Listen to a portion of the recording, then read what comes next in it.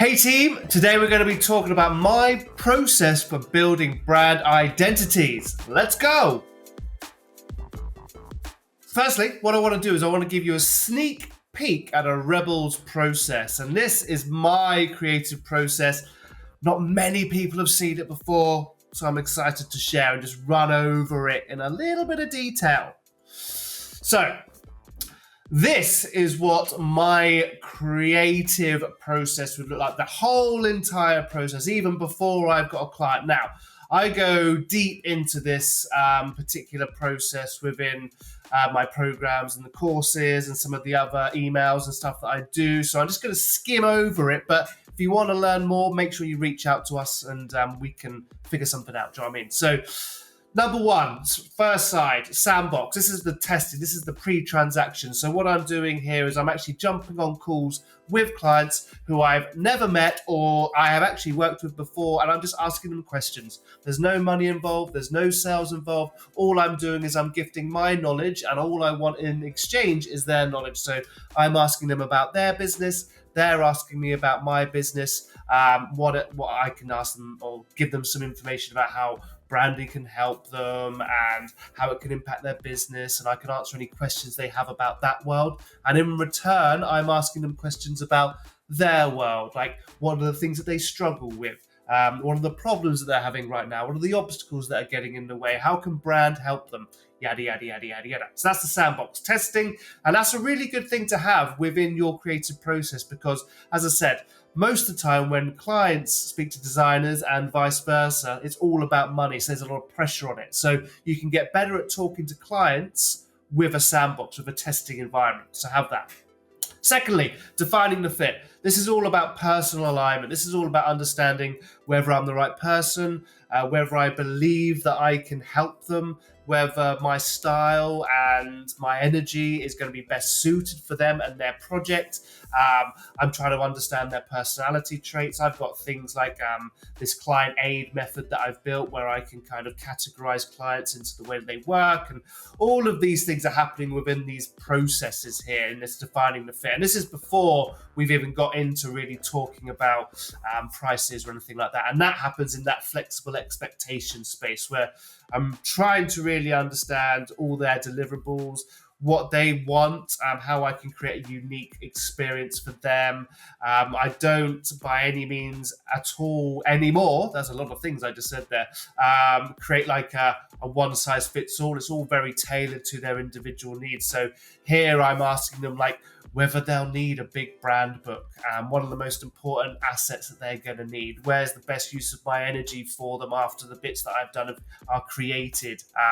All of these things where I'm trying to cater the experience to fit their own unique needs. All right.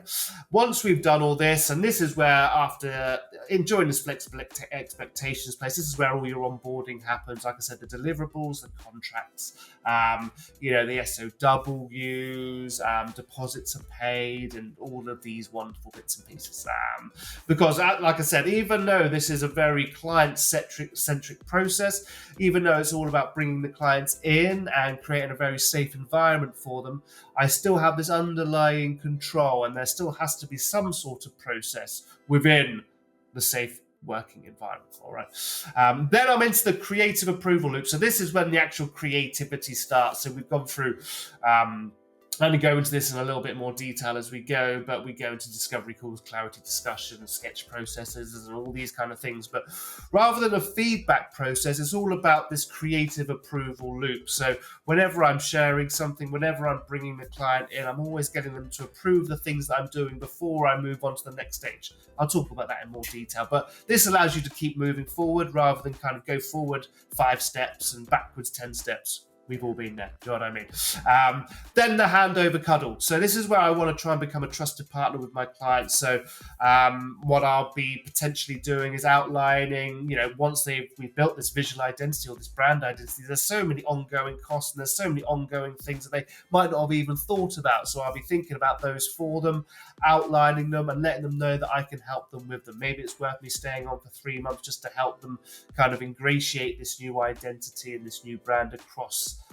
all of their campaigns and their materials or whatever it is. So that's a really important part of the creative process, is that handover cuddle and making sure that you're not just saying, here you go, see you later. What you're doing is you're trying to just give them all the things that they need, nurture them in that process, keep them safe after you've gone, and maybe stay with them a little bit and just kind of help them move the stuff out into the world. Lastly, aftercare, relationship maintenance. It's so easy, or it's much easier to keep a client than it is to find a new one. So what you want to do with all of your clients is you want to create some sort of relationship maintenance in your mind. So simple things like, staying in contact with them, supporting them on social media, sending them nice emails, sending them nice gifts, saying happy birthday a year later after you've completed the work. Ultimately what you want to do is you just want to support them and rave about them and keep height of their mind when it comes to, if they do need anything else in the future, they come back to you as that trusted partner. All right. And this is where all those referrals and clients returning come from.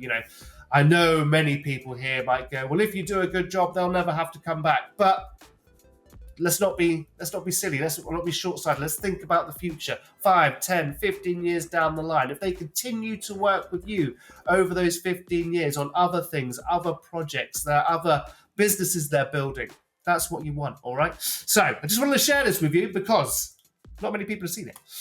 So here is an overview of my project process in a little bit more detail, especially when it comes to the brand identity and the creative side of it.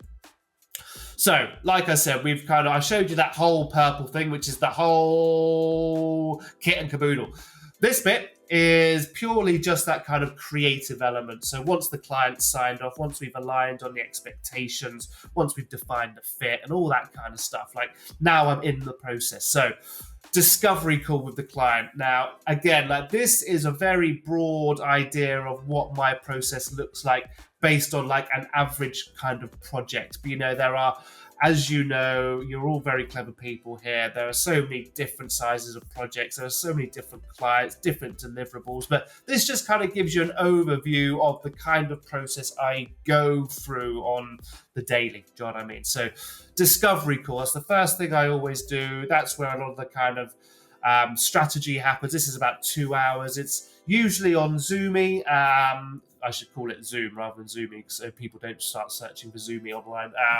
But ultimately, this is where I'm trying to understand their story. I'm trying to understand their personality. I'm trying to dive deeper into their process. I'm trying to figure out a little bit about them, their business, why they started. This is the learning phase for me. This is the discovery phase. And what I'm doing here is I'm, like I said, spending 2 to 3 hours just discussing and having a great conversation with them. It's not really necessarily this kind of question, answer thing, because that can get a little bit boring, especially after 2 hours. It's more like one question leads on to an answer, and then I ask a question from that answer. And over the period of 20 years or however long I've been doing this, has been getting easier and easier and easier to navigate a conversation with my clients. So what I'm trying to do is I'm trying to figure out things that will help me build their identity. So story, personality, their name, their services, some ideas for, visual, some ideas for verbal. I'm starting to just try and build this picture on a mission, a vision, a purpose, all of these things, the brand heart, all of this stuff I'm trying to just align within this discovery call with the client. Okay, so once that has finished, I will then let my client know that 3 to 4 days later, after I've absorbed all the knowledge, I'm then going to break it down into what I call a clarity discussion. Now, this can be an email that I'll send to them, a PDF I'll send to them. I can also send it through Loom. Like I said, what I'm doing in those flexible expectations in the beginning and defining the fit and all that kind of process is I'm trying to understand through my client aid, how they like to be communicated with. So I'm trying to stop these friction areas, because if I create this goddamn long PDF and they don't like reading, that's on me. But they might really enjoy a video, so I'll do it via Loom. So that's what I'm trying to do there, is I'm trying to understand how they want to communicate it with. I'll go more into the client aid in all of my bits and pieces, but it's a dream. But yeah, we're in this clarity discussion. Basically what I'm doing is I'm just aligning on like their story. I'm just putting some details down, like some refined, clearer details about their story, what their mission is, what their vision is, what their purpose is, their audience, some demographic stuff, like how their services are different, some positioning bits and pieces, their voice, their personality traits, their tone, like some examples of what these things look like. And then what I do is I send all of this out. By the way, I am skimming over this super light because I want to give you it as much detail as possible, but as quick as possible. So this isn't going to be like a 45-minute video. But yeah, so I'm just kind of outlining some of those things. And then I'll send that to the client. I'll give it to them for 24 hours. Then we'll jump on a call and we'll discuss it. And I'll go like, does this all align? Does it not align? What fits? What works? What doesn't work? Blah, blah, blah, blah, blah. It's all come from the discovery call. So it's all come from their words. But it's really good just to bring the client in and just get them to okay it and approve it. This is the whole approval loop. This is where it starts. So then they're like, yeah, I really like this bit. I really like this bit, but I'm not too sure about this bit. What I'll do is like, yeah, no worries. I'll go away. I'll fix it and then I'll come back. And I'm not going to move forward until I have this clarity discussion approved. So once it is approved, I then lean into this sketch the sizzle out of it. Now, I've been in the industry for 20 years. I've worked in so many different ways, and this is something that I've been bringing in over the last 2 or 3 years. It's an extra part of my process that I've built in there because I've learned that the big reveal isn't really something that I want to do, and I want to bring the clients in more to my process. So what I do again here is spend a couple of hours just sketching, putting some ideas down, and then what I'll do is take pictures of my sketches. I will put them into Illustrator. I'll circle the ones that I think are the most powerful, the things that I think align with all the things that we've talked about, the things we want to do, things that align with mood boards, stylescapes, if you do any of that.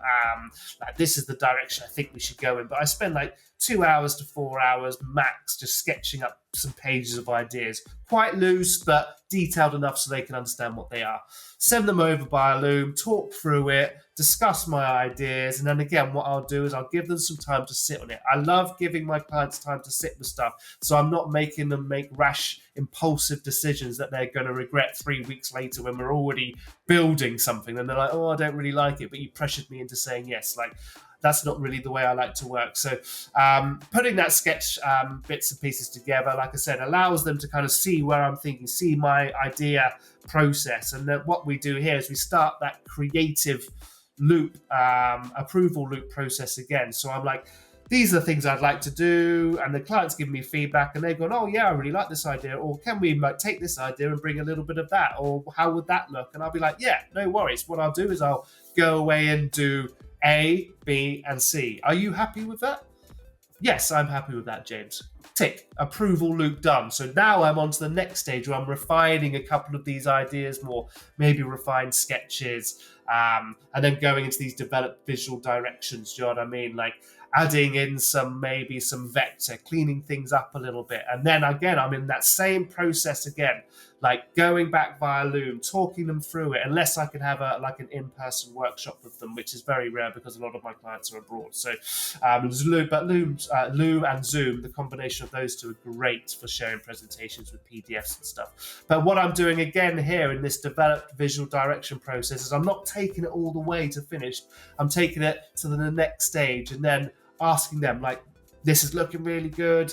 This aligns with everything. I'm justifying all my decisions. Like, again, they've approved everything to date, so there's no reason why they shouldn't be happy with what I'm showing them. Once I've given it all to them, they're like, yeah, I love it. Let's move forward. Or no, I don't like it. Can we try something else? But that is very rare because of all the stages we've gone through of approval. So they always know where they are, the clients. That's the really most important thing. And they know they're not going to be surprised by anything. So again, at this stage, approval loop, I'm going to do this. I'm going to do this. You like it. So I'm going to take it into the next direction. I'm going to get it mocked up. I'm going to start building the visual systems. I'm going to start doing all this wonderful kind of, I might start animating it, again, depending on the deliverables and blah, blah, blah. But again, once they've approved it, I know I can move on to that stage. I'm not going to be wasting any time going back and forward and tweaking anything.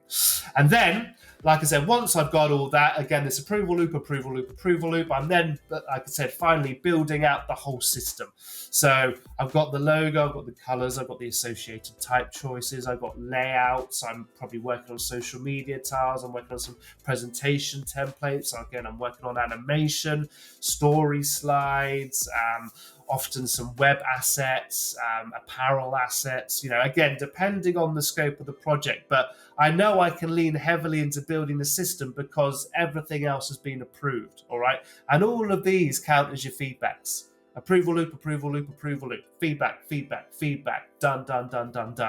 So this, in my very quick, I don't know how long we're going, 15 minutes, is basically the approval loop process, my process for building brand identities, and it's worked really well for me. So I hope it brings some joy to you.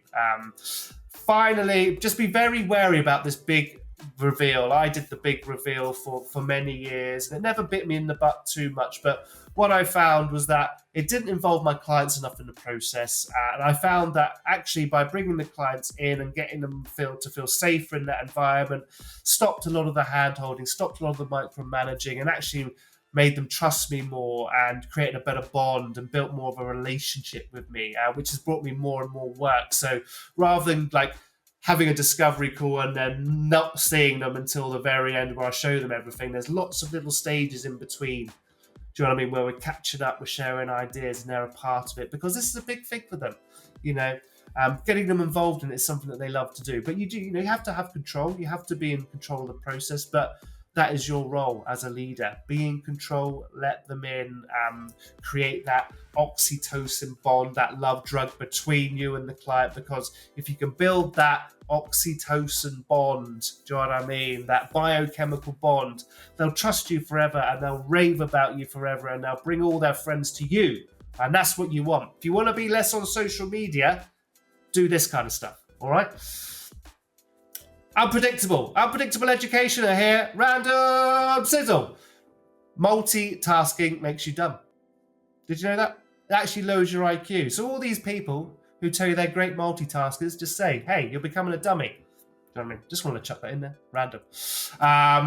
Very quickly, once the project is all done, and I talk about this kind of aftercare and handover cuddle, implementation, let them know what the next steps look like, let them know what money they're going to have to invest in the next stages on signage, on apparel, on building the stuff into their websites and all this kind of stuff. Be very forward thinking about all of the next steps for your clients. Relationships, stay connected with them and support them, all right?